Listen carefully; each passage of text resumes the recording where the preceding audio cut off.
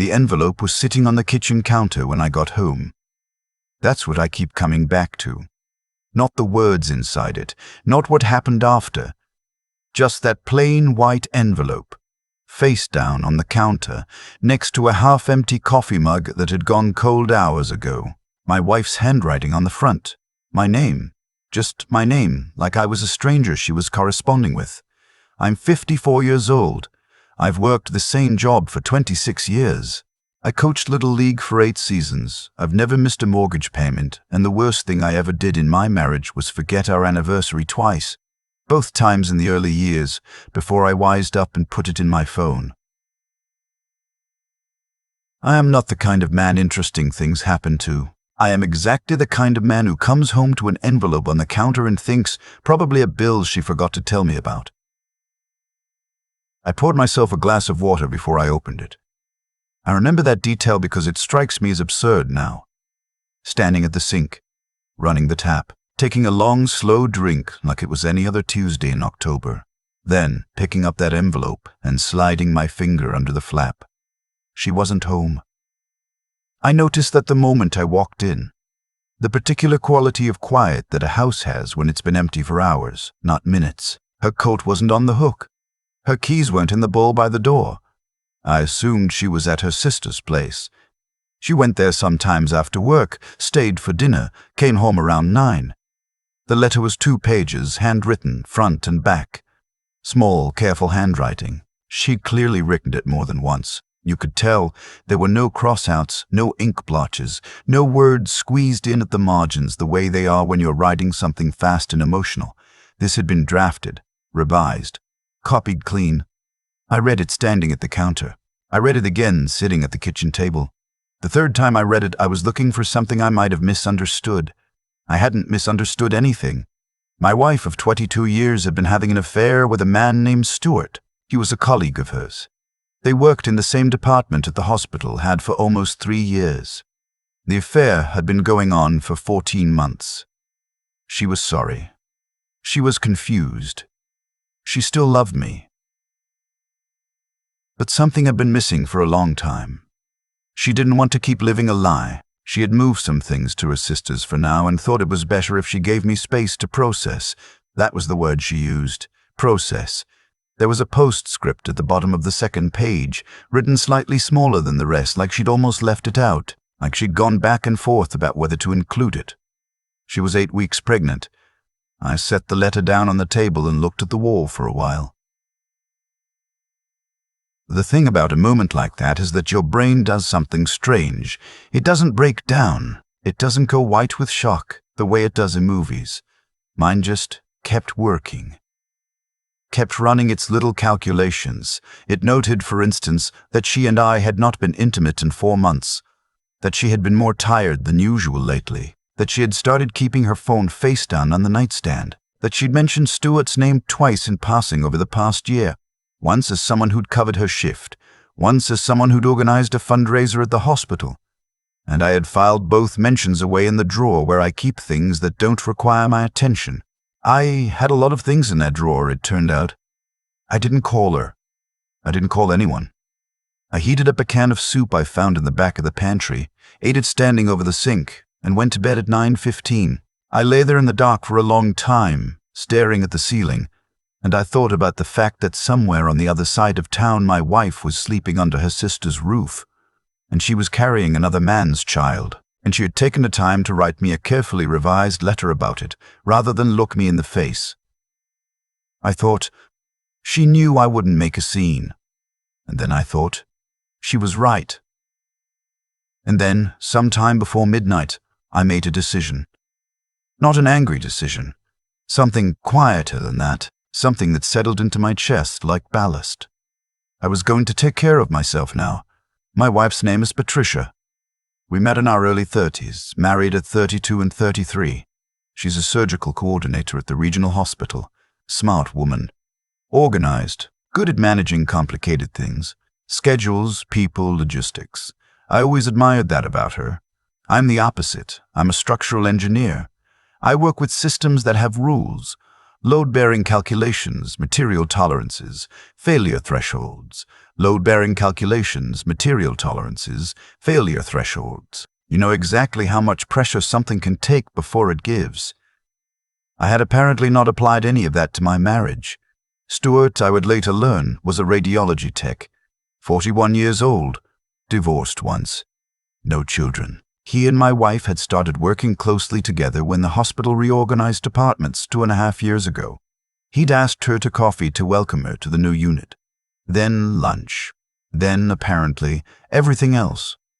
I didn't learn any of this that first night. That first night I knew only what the letter told me. The rest came later, piece by piece, the way these things always do. Through a combination of things she told me herself and things I found on my own. And things her sister let slip when she didn't realize she was letting anything slip at all. I gave Patricia 3 days. I don't know why 3 days specifically. It felt right. Enough time to get past the first wave of shock, not enough time to start making decisions I'd regret. On the third morning, I called her cell phone before 7, before she'd have a chance to be busy or surrounded by people. She answered on the second ring. "I think we need to talk," I said. "I know," she said. "I'm so sorry, Ray, I didn't." "Not on the phone," I said. "Come home tonight. I'll make dinner." There was a pause. "Okay," she said quietly. "Okay." She came at 6. I'd made pasta. Nothing elaborate, just something to do with my hands. She sat across from me at the kitchen table, the same table where I'd read her letter 3 times, and she looked like she hadn't slept well in days, which I suppose was true for both of us. She cried before she'd said 10 words. I let her talk. I'm good at that. Sitting quietly, letting someone say everything they need to say before I respond. It's a skill you develop in engineering meetings, in client disputes, in any situation where speaking too soon costs you more than waiting. I sat across from my wife of 22 years, and I listened to her explain how it happened, and how she hadn't meant for it to go as far as it did, and how Stuart had pursued her, and she had felt seen in a way she hadn't felt in a long time, and how she knew that didn't justify anything, and how she was scared and confused and didn't know what she wanted. "And the baby," I said. She looked at her hands. "It's his," she said. "I know," I said. "I didn't plan it. I swear to you I didn't plan it. I swear to you I didn't plan it." "I know," I said again. And I did know. Patricia is many things, but she is not reckless. This was a woman who had planned our vacation itineraries down to the quarter hour. The pregnancy was an accident. The affair was not. "I don't know what I'm going to do," she said. "About the pregnancy, I haven't decided." "That's between you and whoever else is involved," I said. She flinched at that. We talked for 2 hours. By the end of it, I had said everything I needed to say clearly and without raising my voice, and she had said everything she felt she needed to say, and we had reached the part of the conversation where all that was left was the facts. "I want to start divorce proceedings," I said. "I'll contact an attorney next week." She didn't argue. That surprised me a little. She asked if we could take some time before making anything official. I said we could have 30 days and that the 30 days was for paperwork, not reconsideration. She left around 9. I finished the pasta by myself and washed the dishes and went to bed. It was 4 days after that when her brother called me. His name is Mitchell. He's 58, a former high school football coach, retired early on a disability claim, and spends most of his time now between his recliner and his garage. He has opinions about everything and has never, in the 17 years I've known him, had any trouble sharing them. He and I had always gotten along well enough. We watched games together, argued about politics in the comfortable way of men who know they'll never convince each other, and had a mutual respect that was partly based on the fact that I had treated his sister well for 2 decades. I mention all of this because it matters for what he said. He called at 7:15 on a Wednesday evening. I was in the garage sorting through some boxes I'd been putting off sorting through for years. I looked at his name on the screen and answered. "Ray," he said. "How are you holding up?" "Fine," I said. "Good." A pause. "Listen, I've been talking to Patricia, and I've been thinking about this a lot, and I think you need to hear some things." "All right," I said. "Look, what happened?" "It's bad." "Nobody's saying it's not bad." "Nobody's saying it's not bad. But Patricia is my sister, and that baby is coming whether you like it or not, and I think a man in your position needs to think real carefully about what he's walking away from. I waited. Patricia loves you, he said. She made a mistake, a serious mistake. But she loves you, and that baby is going to need a stable home, and you and Patricia, you got 22 years together. You don't just throw that away. Mitchell, I said, hold on. I'm not done. You're a good man, Ray. I've always said that.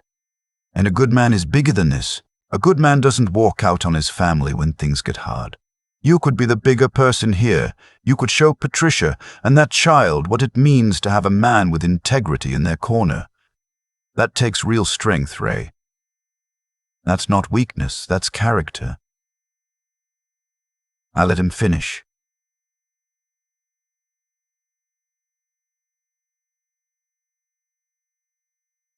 Then I said, Mitchell, I want to ask you something.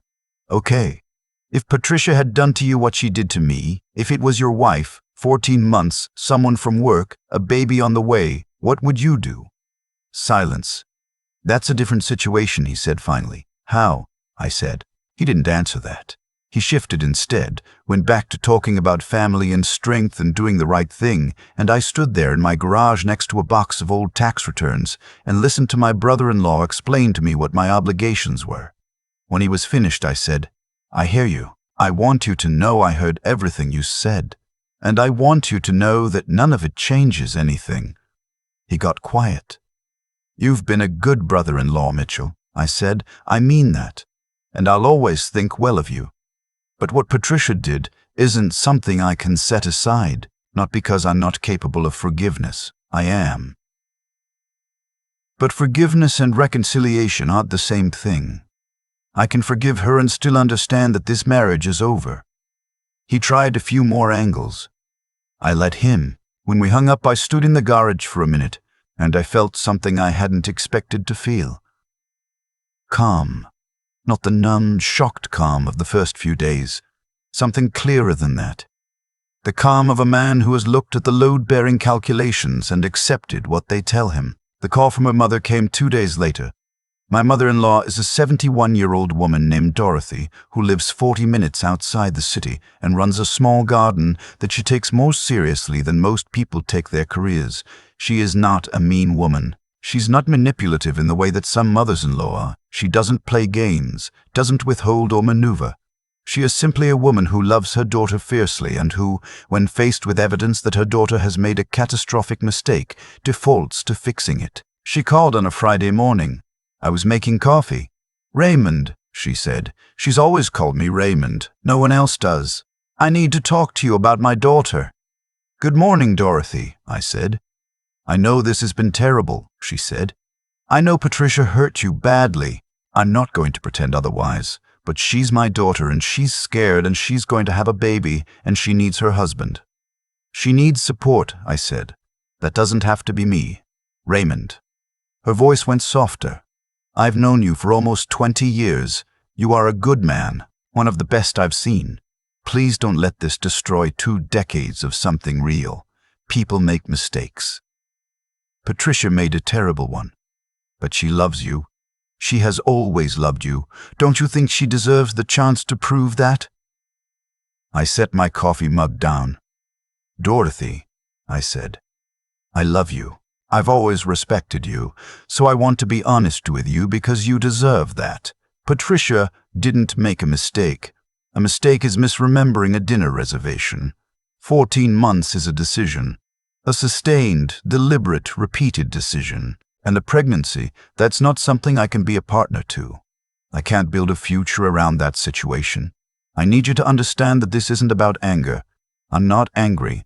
I'm clear. And clarity is harder to come back from than anger.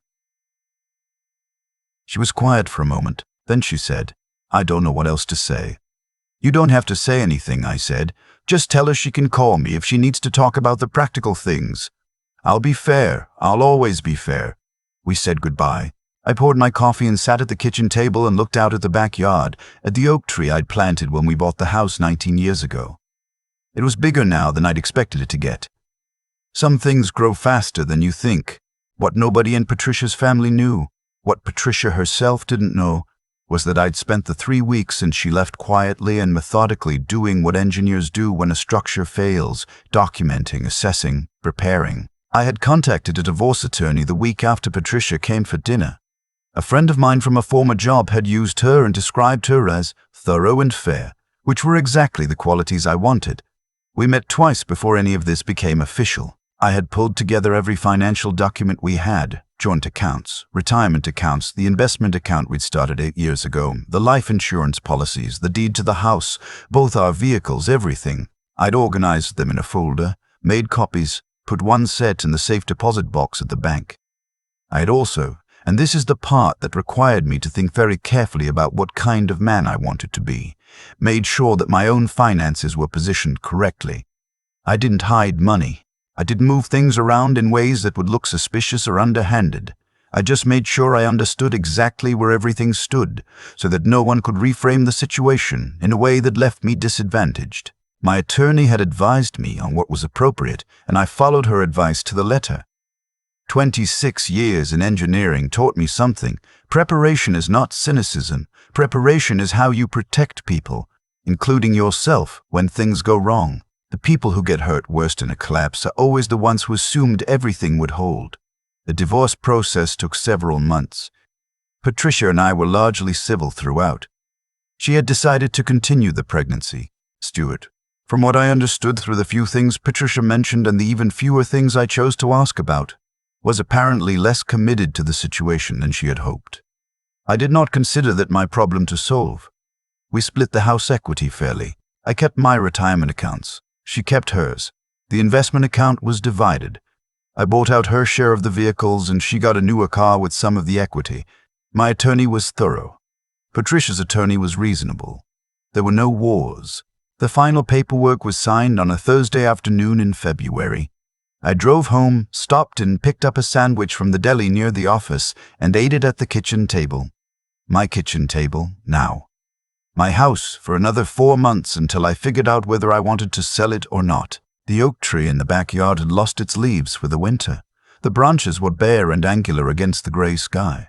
I thought about the man who planted that tree 19 years ago, younger, optimistic, already a little naive about what the next 2 decades would look like. I didn't feel sorry for him. He made the best decisions he knew how to make with the information he had.